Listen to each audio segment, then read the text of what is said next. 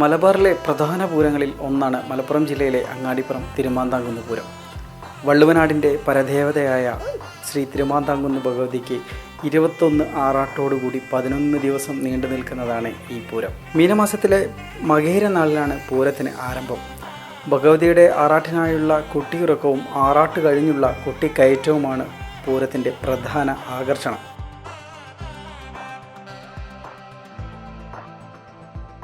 ഗജവീരന്മാരുടെയും മേളത്തിൻ്റെയും അകമ്പടിയോടെ ആനപ്പുറത്ത് എഴുന്നള്ളുന്ന ആ കാഴ്ച കാണേണ്ടത് തന്നെയാണ്.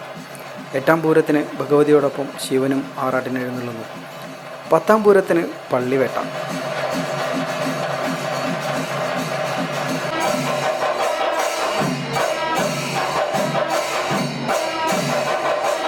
പതിനൊന്നിന് ദേശത്തിൻ്റെ വരവുകളോടുകൂടിയുള്ള പൂരം. അന്ന് രാത്രി വള്ളുവക്കോനാതിരിയും മലയൻകുട്ടിയും തമ്മിലുള്ള കൂടിക്കാഴ്ചയും ചരിത്രപരമായ ഒരു ആചാരമാണ്. 11-നും പൂരം കഴിയുന്നില്ല. 12-ന് നടക്കുന്ന ചവിട്ടുകളിയോടുകൂടിയാണ് പൂരത്തിന് സമാപനം എന്ന് പറയാം.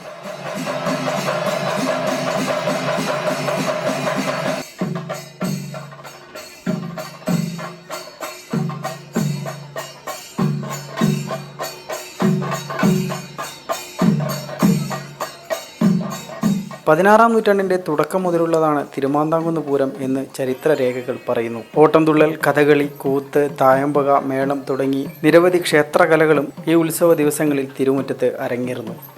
ഇത്തവണ ഏപ്രിൽ 3-ന് തുടങ്ങി 14 വിഷുദിനത്തിലെ ചവിട്ടുകളിയോട് കൂടിയാണ് ഇക്കൊല്ലത്തെ പൂരത്തിന് സമാപനം കുറിക്കുന്നത്.